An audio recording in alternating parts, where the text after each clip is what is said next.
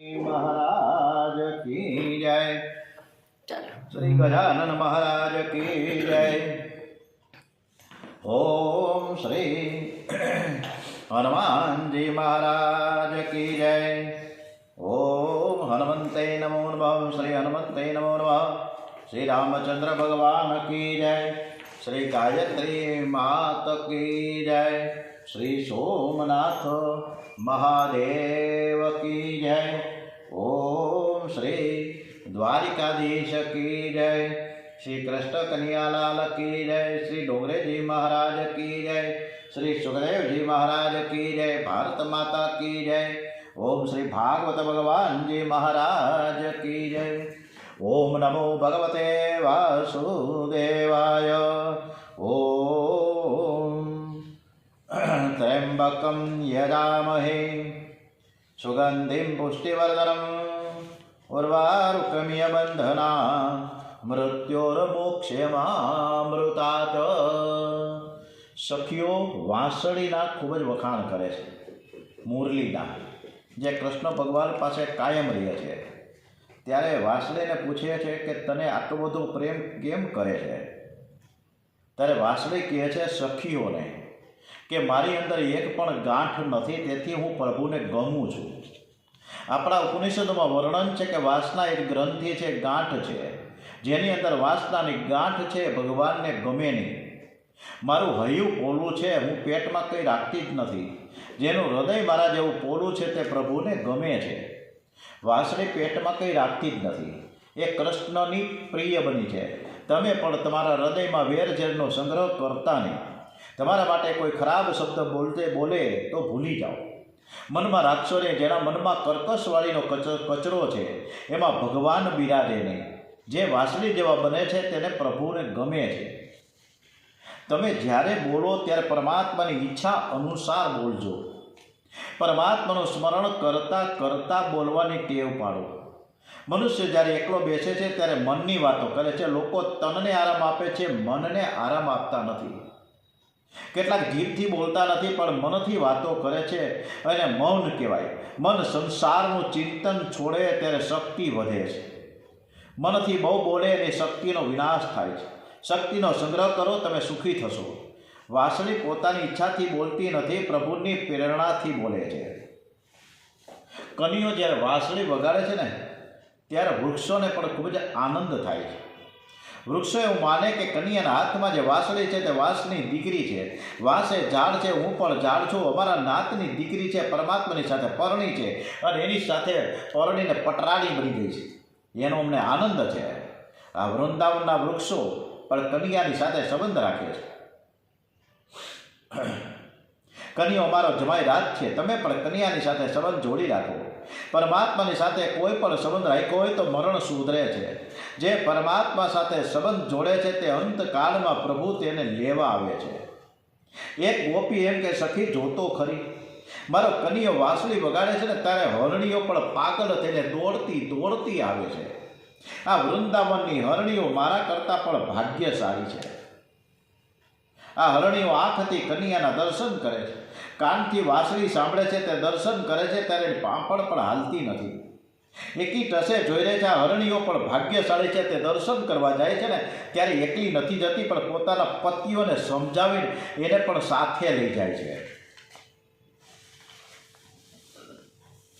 ત્યારે બીજી સખીઓ કહેતી ફરે છે કે જોતો ખરી, હરણા કન્યાના દર્શનમાં કેવા તન્મય થયા છે. કન્યાની વાંસળી સાંભળીને એનામાં પ્રેમ જાગ્યો છે. જ્યાં પ્રેમ જાગે છે ત્યાં લેવાની ઈચ્છા થતી નથી. પ્રેમમાં સમર્પણની ભાવના છે. કન્યાની વાંસળી સાંભળ્યા પછી આ હરણીઓને એમ થાય કે અમે કન્યાને કંઈક ભેટ આપીએ. આ હરણીઓ આંખરૂપી કમળ કન્યાને અર્પણ કરે છે, દ્રષ્ટિને લાયક બનાવે છે.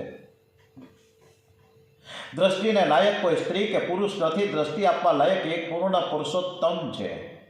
ગોપી કહે કે અરે સખી, આ વૃંદાવનની હરણીઓ મારા કરતાં પણ બહુ શ્રેષ્ઠ છે. કારણ કે આ હરણીઓને જે પતિ મળ્યા છે તેમની ભક્તિમાં બહુ સાથ આપે છે. એક વિચારથી પતિ પત્ની ભક્તિ કરે તો ભગવાન જલ્દીથી કૃપા કરે છે, પરંતુ બંને વચ્ચે મતભેદ હોય ત્યાં કોઈને શાંતિ મળતી નથી. પતિ પત્નીનું લક્ષ્ય એક ન હોય, એટલે કે એકને પૈસા જોઈતા હોય તો એકને પરમાત્માની ભક્તિ કરવી હોય ત્યાં કોઈને શાંતિ મળતી નથી. ગોપી માને છે કે મને કન્યાની સેવા કરવી ઘણી ગમે છે, એમાં મારો પતિ મને બહુ જ અનુકૂળ થતો નથી. એના મનમાં અસંતોષ દેખાય છે. એ માને છે કે હરણી જેવા પતિ મને મળ્યા હોત તો મારો આ જન્મમાં ઉદ્ધાર થઈ જાય. એક ગોપી કહે, અરે સખી, મારો કનિયો કદમના ઝાડ ઉપર ચડીને વાંસળી વગાડે છે ને ત્યારે ગાયો પાગલ બની જાય છે. એવો કદમના ઝાડની આસપાસ વીંટળાઈને ઊભી રહે છે.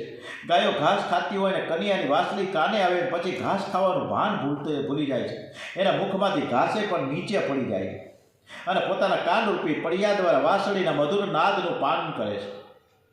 કનિયો વાંસળીમાંથી એક એક ગાયના નામે સરસ મજાના ગોકુળમાં બધાને નામ એવા આપ્યા છે ગાયુને કે ગોદાવરી છે ને યમુના છે ને કાવેરી છે ને વાસંતી છે ને મધુમાલતી છે ને કેસર ગંધા છે. આવા તો અનેક ગાયોના નામો છે. કનિયો જ્યારે નામ દઈને હે ગંગે, હે યમુને, હે ગોદાવરી કહીને બોલાવે ને ત્યારે ગાયોને બહુ જ આનંદ થાય છે કે મારા માલિક મને બોલાવે છે. અને તે હુમ કરતી દોડતી આવે છે અને વીંટળાઈ વળે છે. સાયંકાળે પક્ષીઓ કોલાહલ કરી મૂકે છે, પણ જ્યારે મારો કનિયો વાંસળી વગાડે છે ને ત્યારે વૃંદાવનના પક્ષીઓ કંઈ વાત કરતા નથી, મૌન રાખીને કન્યાની વાંસળી સાંભળે છે. મને લાગે છે એ પૂર્વ જન્મમાં ઋષિઓ વૃંદાવનના પક્ષીઓ થઈને આવ્યા છે. એવો લીલા નિકુંજમાં રાધે કૃષ્ણ બોલતા ફરે છે. ઘણા પક્ષીઓ તરસ લાગે તો પણ તે જળપાન કરવા માટે ઝાડ ઉપરથી નીચે ઉતરતા નથી. આ પક્ષીઓને ઝાડના પાંદડામાં પણ શ્રી કૃષ્ણના દર્શન થાય છે. એ દર્શન એવો આનંદ મળે છે કે તે આનંદ છોડીને પાણી પીવા કોણ જાય? તેટલો સમય કન્યાનો વિરહ થાય એ પણ એમનાથી ખમાતું નથી. શ્રી કૃષ્ણનો વિયોગ એ જ મહાન દુઃખ છે. ઘણા પક્ષીઓ તરસ લાગે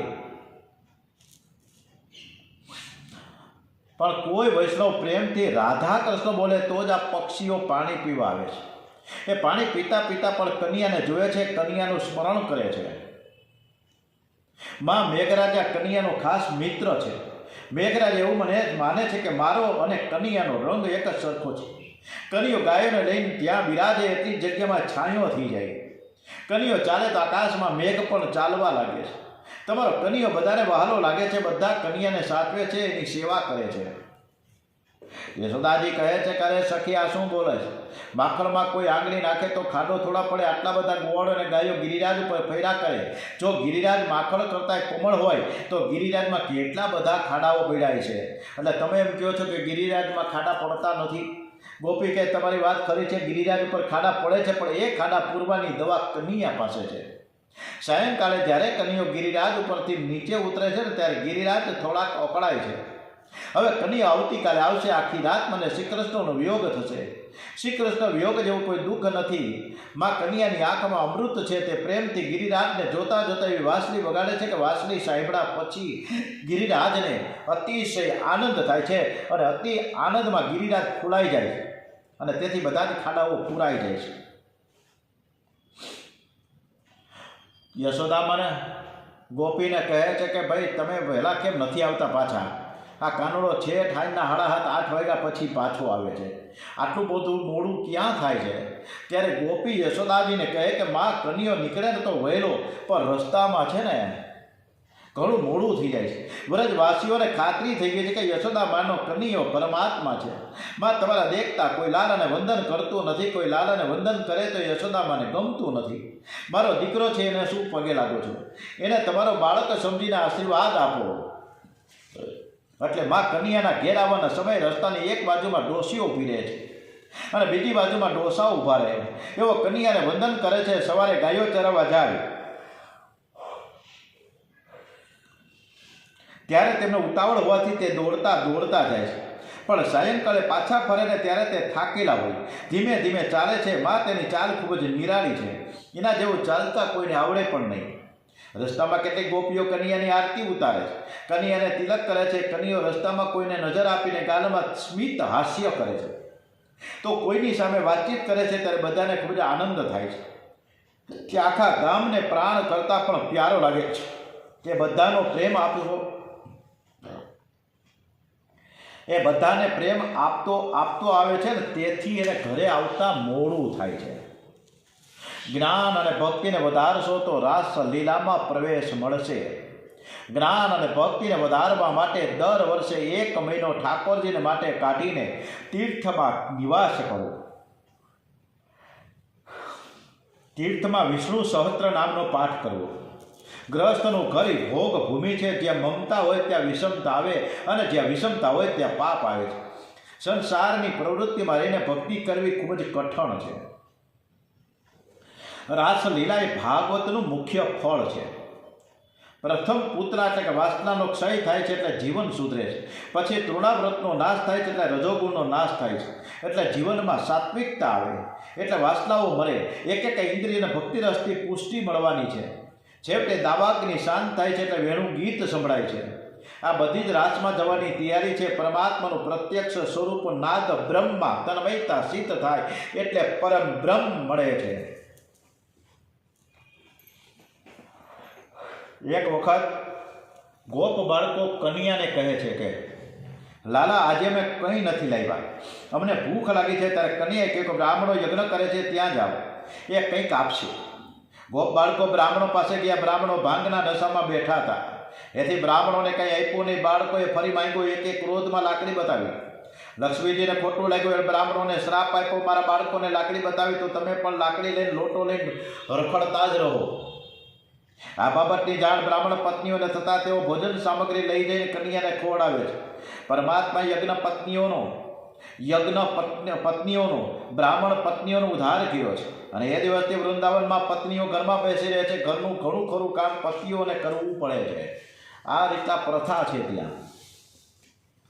હવે સરસ મજાની આપણે ગોવર્ધન લીલામાં પ્રવેશ કરવા જઈ રહ્યા છીએ.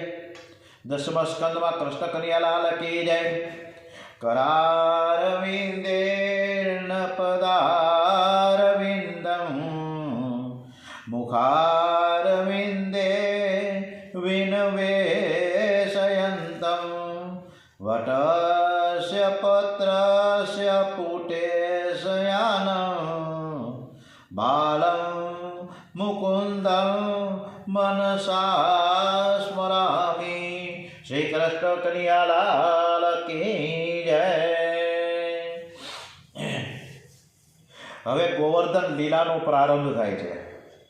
ગોવર્ધન લીલા પછી રાસ લીલા આવે છે. ગોવર્ધન લીલા મધુર લીલા છે. ગોવર્ધન શબ્દનો થોડો વિચાર કરીએ તો સંસ્કૃત ભાષામાં ગો શબ્દના અનેક અર્થ થાય છે. ગો એટલે ઉપનિષદ, ગો એટલે ગાય, ગો એટલે ભક્તિ, ગો એટલે જ્ઞાન. જ્ઞાન અને ભક્તિને વધારનારી લીલા છે એ ગોવર્ધન લીલા છે. ગો એટલે ઇન્દ્રિયો એવો અર્થ પણ થાય છે. ઇન્દ્રિયોની વૃદ્ધિ ત્યાગથી થાય, ભોગથી નહીં. ઇન્દ્રિયોને ભોગના માર્ગથી હટાવી ભક્તિ માર્ગ તરફ વાળવું. એકાંતમાં મન જલ્દીથી સ્થિર થતું નથી. એકાંતમાં ઇન્દ્રિય વધારે તોફાન કરે છે. ભક્તિમાં આનંદ ન આવે ત્યારે મન દગો કરે છે. એકવાર ભોગવેલ વિષયોનું મન ચિંતન કરે છે અને જે સુખ ભોગવવાનું છે તેનું પણ ચિંતન કરે છે. આવા સમયે મનને સમજાવવું કે અનેક વાર વિષયાનંદ અનુભવ્યો છે છતાં આજ સુધી શાંતિ કેમ મને મળી નથી. ભક્તિમાં આનંદ ન આવે તો પણ મારે ભક્તિ જ કરવી છે. હવે ભક્તિ છોડવી નથી. વાસનાનો વરસાદ દૂધના ઉભરા જેવો છે. દૂધનો ઉભરો આવે કે તમે થોડું પાણી નાખી દે તો ઉભરો બેસી જશે. એ જ રીતે વાસનાના વરસાદને સહન કરો, તમે બહુ સુખી થશો. ઇન્દ્ર રાજાએ જ્યારે વરસાદ પાડ્યો ત્યારે પ્રભુએ ટચલી આંગળી પર ગિરિરાજ ગોવર્ધનને ધારણ કર્યા છે. પ્રભુએ અંગૂઠો નહીં પણ ટચલી આંગળી પર ગિરિરાજને કેમ ધારણ કર્યો? કારણ કે ટચલી આંગળી એ સત્વગુણનું સ્વરૂપ છે. સત્વગુણ બ્રહ્મ સંબંધ કરાવે છે, બ્રહ્મ સંબંધને ટકાવી રાખે છે. ગોવર્ધન લીલામાં પૂજ્ય અને પૂજક એક બને છે. કૃષ્ણ ભગવાન પણ ગોવર્ધન અને ગોવર્ધન એ જ કૃષ્ણ ભગવાન. પૂજા કરનાર પણ શ્રી કૃષ્ણ છે અને જેની પૂજા થાય છે એ પણ શ્રી કૃષ્ણ છે. ભગવાન પોતે ગિરિરાજમાં પ્રવેશ કરે છે. પૂજ્ય અને પૂજક બે એક ન થાય ત્યાં સુધી આનંદ આવતો નથી. પરમાત્માની સાથે એક થવું એટલે પરમાત્માની ઈચ્છામાં તમારી ઈચ્છા મેળવી દેવી. જીવનમાં સુખ દુઃખ લાભ હાનિ માન અપમાનનું ગમે તેવો પ્રસંગ આવે તો પણ મનને શાંત રાખીને સહન કરો. તમે પરમાત્માની પાછળ પડશો ત્યારે કદાચ ઘણા લોકો તમારી નિંદા કરશે, પણ તમે ગભરાશો નહીં. આ બધું પરમાત્માની ઈચ્છાથી જ થાય છે, એમ જ કરજો. દર વર્ષે ગોવર્ધન પૂજા થઈને ત્યારે ભગવાન શ્રી કૃષ્ણની ઉંમર 7 વર્ષની હતી. દર વર્ષે નંદ બાબા ઇન્દ્રનો યજ્ઞ કરતા. ઇન્દ્રના યજ્ઞની તૈયારી થવા લાગી છે. 7 વર્ષનો કનૈયો નંદ બાબાને પૂછે છે, બાબા આ તૈયારી શાની કરો છો? નંદ બાબા કહે કે બેટા, સર્વદેવોના રાજા ઇન્દ્ર છે અને તેને રાજી કરવા માટે અમે યજ્ઞ કરીએ છીએ. નંદ બાબા કે કનૈયા ઇન્દ્રનો ઇન્દ્ર કોણ? કનૈયો કે બાબા ઇન્દ્રનો ઇન્દ્ર મારો ગોવર્ધન નાથ છે. મારા 4 દિશાના 4 માલિક દેવ છે. પૂર્વમાં જગન્નાથજી, દક્ષિણમાં રામેશ્વરજી, પશ્ચિમમાં દ્વારિકાનાથજી અને ઉત્તરમાં બદ્રીનાથજી. આ 4ની વચ્ચેમાં મારો ગોવર્ધન નાથ બેઠો છે. મારો ગોવર્ધનનાથ સર્વનો માલિક છે એટલે મધ્યમાં બેઠો છે. આ ગોવર્ધનનાથ સર્વદેવોનો રાજા છે. ઇન્દ્રને સ્વર્ગનું રાજ્ય આપનાર ગોવર્ધનનાથજી જ છે. બાબા તમે આની પૂજા કરો. બાબા તમે ઘણા વર્ષોથી ઇન્દ્રની પૂજા કરો છો, તમને ઇન્દ્રના દર્શન કોઈ દિવસ થયા ખરા? બાબા કહે ના, મને તો કોઈ દિવસ થયા નથી. કન્યો કહે બાબા ઇન્દ્ર કંઈક અભિમાની હોય એવું મને તો લાગે છે. ઇન્દ્રની તમે ઘણા વર્ષોથી પૂજા કરો છો, છતાં ઇન્દ્ર દર્શન આપતા નથી. જે દેવના તમે દર્શન કર્યા નથી તે દેવની તમે પૂજા કરો છો. પણ પિતાજી, આપણો આ ગોવર્ધન તો આપણો પ્રત્યક્ષ દેવ છે અને તેમાં મારા ગોવર્ધનનાથ સૂક્ષ્મ રૂપે વિરાજેલા છે. એ આપણા બધાનું રક્ષણ કરે છે, માટે ગોવર્ધનનાથની પૂજા કરો. એ જરૂર દર્શન આપશે. મને તો અનેક વાર એમના દર્શન થયા છે. મારો ગોવર્ધનનાથ તો જીવતી જાગતી જ્યોત છે. મારો ગોવર્ધનનાથ બધાને દર્શન આપશે. આજે ઇન્દ્રનો ગર્વ ઉતારવા માટે શ્રી કૃષ્ણે બધાને ઇન્દ્રદેવની પૂજા કરવાને બદલે ગોવર્ધનનાથની પૂજા કરવાનું સમજાવ્યું છે. નંદ બાબા કહે બેટા, ગોવર્ધનનાથની પૂજા કરવા મને કોઈ વાંધો નથી, પણ તે પૂજાથી કદાચ ઇન્દ્રદેવ નારાજ થાય તો? કન્યો કહે નારાજ થઈને હું કરી લેવાના? મારા ગોવર્ધનનાથ સર્વનું રક્ષણ કરશે, કોઈનો વાળ વાંકો થવાનો નથી. બાબા આજ સુધી કોઈ દિવસ તમે ગોવર્ધનનાથજીની પૂજા કરી છે? નંદ બાબા કહે ના બેટા. કન્યો કહે આજે છતાં પણ ગોવર્ધનનાથજી, તમે ભલે પૂજાપાઠ નથી કરતા એની છતાં પણ ગોવર્ધનનાથજી આપણું રક્ષણ કરે છે અને એમને પ્રસાદ, આપણને આ બધાને પ્રસાદ આપે છે. બાબા એકવાર હું ગાયો લઈને મારા મિત્રોની સાથે જંગલમાં ફરતો હતો. ત્યાં રસ્તામાં અમને 2 મોટા બધા વાઘ દેખાયા. આ બાબા અમે તો ખૂબ જ ડરી ગયા અને એ જ વખતે ગિરિરાજની ગુફામાંથી 4 હાથવાળો એક દેવ બહાર આવ્યો અને તે દેવે વાઘને માર્યા. અમે એમને પગે લાગ્યા ત્યારે તેમણે મારા માથા ઉપર હાથ પધરાવ્યો અને કહ્યું કે ગિરિરાજમાં રહેનાર ગોવર્ધનનાથ હું જ છું. બેટા, તું મને આ ખૂબ જ વહાલો લાગે છે. તને જોતા પ્રેમ જાગે છે. હું મારી બધી જ શક્તિ તને આપવાનો છું. બાબા ગોવર્ધનનાથે મારા માથા ઉપર હાથ પધરાવ્યો છે. મારી ઉપર તેની બહુ કૃપા છે, માટે તમે ગોવર્ધનનાથની પૂજા કરો. નંદ બાબા કહે અમે ગોવર્ધનનાથની પૂજા તો કરીએ, પણ અમને પૂજા વિધિ તો કંઈ આવડતી નથી. અમે પૂજા કઈ રીતે કરીએ? કનૈયો કહે બાબા હું પૂજા વિધિ જાણું છું બરાબર, તમે ચિંતા ન કરો. બેસતા વર્ષે પૂજા કરીશું. મારે મોટો બધો અન્નકોટ કરવો છે. મારે આખા ગામને જવાનું છે અને બધાને પ્રસાદ આપવો છે. બાબા સાચું કહું છું, મારા ઠાકોરજી આરોગ્ય છે ને તેમના તમને બધાને દર્શન કરાવીશ. લાલા બધાને પોતપોતાના ઘરેથી ભાતની સામગ્રી લાવવાનું કહે છે. જેના ઘરની સામગ્રી ઠાકોરજી આરોગ્ય છે ને એના ઘરમાં લક્ષ્મીજી અને અન્નપૂર્ણાજી અખંડ બિરાજ છે. બધા ગોવર્ધનનાથની પૂજા કરવા તૈયાર થયા છે. વ્રજવાસીઓને અતિશય આનંદ થયો છે. બધા જ પવિત્રતાથી ભાતની સામગ્રી બનાવે છે. બેસતા વર્ષના દિવસે શ્રી સૌ ગિરિરાજના ચરણમાં આવ્યા છે. શાસ્ત્રમાં એવું વર્ણન છે કે ગોવર્ધનનાથજીને 1000 મુખ છે, અનેક મુખ છે. પ્રધાન મુખ જતીપુરામાં છે. આ ગામ મથુરાથી 20 માઇલ દૂર છે.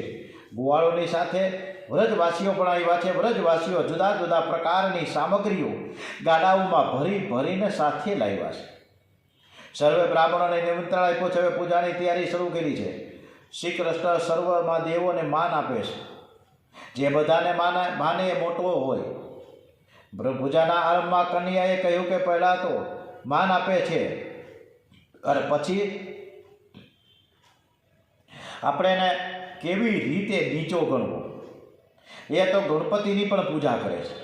વહેલી ગણપતિની પૂજા અને પછી ગોવર્ધનનાથની પૂજા. તમે કાંઈ પણ સારું કામ કરો પહેલાં ગણપતિજીની પૂજા કરવી પડે. ગણપતિ મહારાજ વિઘ્ન હરતા અને વિઘ્ન કરતા છે. હરિ ઓમ ગણાનંદા ગણપતિ ગુણવામહે પ્રિયાનંદા પ્રિયપતિ ગુણવામહે નિધિનંદા નિધિપતિ ગુણવામહે વસો મમ આહમ જાની ગર્ભધમા તમ જાસી ગર્ભધમમાં. ગણપતિ મહારાજનું પુણ્ય આહવાન વચન થયું. ગોવર્ધનનાથની પૂજા થઈ છે. બ્રાહ્મણો વેદ મંત્રો બોલે છે.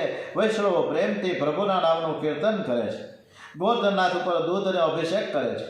આ અભિષેકમાં દૂધની ધારા અખંડ રહેવી જોઈએ, ખંડિત ન થવી જોઈએ. ધારા ખંડિત થાય તો અભિષેકનો ભંગ થાય છે. પરંતુ ઠાકોરજી તો બહુ પ્રેમાળ છે. દૂધની ધારા ખંડિત થાય કે ન થાય, પણ તમારા મનની ધારા ખંડિત ન થવી જોઈએ. મનની ધારા પ્રભુના ચરણમાં પડવી જોઈએ. આ ચિંતન કરતાં મનમાં અલૌકિક વિચાર ન આવવો જોઈએ. સતત મન છે ની પરમાત્માના ચરણનું ચિંતન અને સ્મરણ કરે એ જ વિચાર, એ જ અભિષેકનું રહસ્ય છે. વ્રજવાસીઓ દૂધથી અભિષેક કરે છે. કનૈયો ગોવર્ધનનાથજીને પૂજા કરે છે અને પછી પ્રાર્થના કરે, હે ગોવર્ધનનાથ, મારા મિત્રો થાકી ગયા છે. તમારા ચરણોમાં ગંગા અને યમુના સર્વે રહેલા છે. કૃપા કરીને કોઈને પ્રગટ કરો. એ જ સમયે ગિરિરાજમાંથી ખળખળ ખળખળ ખળખળ કરતા કરતા ગંગાજી પ્રગટ થયા છે, જેને લોકો માનસી ગંગા કહે છે. બોલીએ શ્રી માનસી ગંગા માત કી જય. ગંગા જળથી ગોવર્ધનનાથજીનો ખૂબ જ અભિષેક કર્યો છે, સ્નાન કરાવ્યું છે. પછી શ્રી કૃષ્ણ ગિરિરાજનો સુંદર શૃંગાર કરે છે. પીળો પિતાંબર પહેરાવ્યું છે, કેસરી ઉપરાણા છે. કનૈયો ઠાકોરજીનો શૃંગાર કરે પછી તો પૂછવાનું જ શું આ જગત શ્રી કૃષ્ણે બનાવ્યું છે. તેમણે બધાના ચહેરા જુદા જુદા બતાવ્યા છે. જો એક જ ચહેરા હોય તો ગડબડી ઘણી થઈ જાય. એટલે ભગવાને અલગ અલગ ચહેરા આવ્યા છે. મોરનું ઈંડું ધોળું હોય છે, પણ તે ધોળા ઈંડામાંથી ભગવાન અવનવા રંગ કેવી રીતે પૂરતા હશે. ये कौन चित्रकार है, ये कौन चित्रकार, ये कौन चित्रकार है, ये कौन चित्रकार है, ये कौन चित्रकार. તમે કોઈ વાર દર્શન કરવા જાઓ તો યાદ રાખીને દર્શન કરજો. ઠાકોરજીની આંખ બહુ સુંદર છે. પ્રભુની આંખ જગતને નિહાળવા માટે નથી, તે તો વગર આંખે પણ જોઈ શકે છે. પ્રભુની આંખ જીવનનું આકર્ષણ કરવા માટે છે. તમે ભગવાનની ડાબી કે જમણી ગમે તે બાજુથી પ્રાર્થના કરો, હે પ્રભુ, હું તમારા શરણે આવ્યો છું, મારે કંઈ માંગવું નથી, મારી બહુ ભાવના છે કે એકવાર મને દર્શન આપો. તમે જે જગ્યાએ ઊભા રહીને ઠાકોરજીની પ્રાર્થના કરી હશે એ બાજુએ પ્રભુ આંખ ફેરવશે. એવું લાગશે કે તમે જમણી બાજુ જાઓ તો પ્રભુની આંખ છે ને જમણી બાજુમાં, અને તમે ડાબી બાજુએ જાઓ તો પ્રભુની આંખ છે ડાબી બાજુમાં છે એવું આપણને લાગશે. પ્રભુ તમને જરૂર નજર આપે છે. તમે સન્મુખ ઊભા રહો તો પ્રભુ સન્મુખ જોશે. જ્યારે આંખ મળે છે ત્યારે દર્શનમાં અનેરો આનંદ મળે છે. બધા જ વ્રજવાસીઓ કન્યાને હાથે તિલક કરાવે છે. કનૈયાએ ગોવર્ધનનાથજીના દર્શન કરાવ્યા છે. કનૈયો કહે, ગોવર્ધનનાથને દહીંનું તિલક કરો, એટલે નાકમાં કે મોઢામાં રેલા જાય તો વાંધો નહીં. આ પ્રમાણે દહીંનું તિલક કરવામાં આવ્યું છે. અને એ સમયે વ્રજવાસીઓનો શંખનાદ શરૂ થયો. બોલીએ શ્રી ગોવર્ધનનાથ કી જય. ઓમ શ્રી કૃષ્ણ કનૈયાલાલ કી જય. વ્રજવાસીઓ કહે કે કનૈયા હવે ઠાકોરજીને ચોખાથી વધાવીએ. કનૈયો કે ના, ચોખાથી વધાવીએ તો મારા ઠાકોરજીને ચોખા વાગી જાય. આંખમાં ને કાનમાં ચોખા જાય એને માથે વાગે તો કેટલો બધો ત્રાસ થાય. મારા ઠાકોરજીને તો મોતીથી વધાવો. કનૈયાના ગળામાં મોતીની કંઠીઓ હતી, ત્યારે કંઠી તોડી નાખી અને મોતી મિત્રોને આપ્યા. ગરીબ ગોવાળિયાના હાથમાં મોતી આવ્યા છે. કિંમતી મોતી જોઈ તેનું મન લલચાયું. તેઓ કનૈયાને કહે, કનૈયા, અમારા ઘેર પણ એક મોતી નથી, જો તું કહે તો આ મોતીની કંઠી કરવા માટે અમારા ઘરે લઈ જઈએ. કનૈયો કહે, સેવામાં મન મોટું રાખો. તમે જો આ મોતીથી ઠાકોરજીને વધાવશો તો તમારા ઘરમાં આવા મોતીઓની કોઠીઓ ભરાઈ જશે. જીવને ખાતરી થઈ જાય કે મને કંઈક વધારે મળશે. મારા ઉપર કૃપા કરશે ને ત્યારે તે થોડું વધારે વાપરે છે. બધા ગોવર્ધનનાથને મોતીથી વધાવી લે છે. ફરીથી બોલો, આપણે બધા જ સાથે કરીએ. ઓમ શ્રી ગોવર્ધનાથ કી જય, શ્રી કૃષ્ણ કનૈયાલાલ કી જય. કર્યો કે હા, મારો નાથ છે ને, હું તમને કહી દઉં કે એ જીવતી જ્યોત છે, જીવતી જાગતી જ્યોત. અને આપણે જે સામગ્રી ધરશું ને એ પ્રત્યક્ષ આરોગ છે. કન્યો હાથ જોડીને ગોવર્ધનનાથજીને પ્રાર્થના કરે છે, હે ગોવર્ધનનાથ, મને કોણ જમાડી શકે? તમને કોણ જમાડી શકે? તમે તો જગતને જમાડો છો. અમે વ્રજવાસીઓ બહુ પ્રેમથી પવિત્રતાથી તમારી માટે સ્વંદર સામગ્રી લઈ આવ્યા છીએ. અમારી ભાવના છે કે તમે આરોગો, અમે દર્શન કરીએ. પ્રત્યક્ષ પ્રગટ થઈને આરોગો. કન્યાએ ગમત કરી. એક સ્વરૂપ નંદ બાબા પાસે રાખ્યો અને બીજા સ્વરૂપે ચતુર્ભુજ સ્વરૂપે ગિરિરાજના શિખર ઉપર ગોવર્ધનનાથ પ્રગટ થયા છે. અને કન્યો પોતે જ પોતાને પગે લાગે છે. હવે ગોવર્ધનનાથજીની આગળની કથા આપણે આવતીકાલે કરીશું.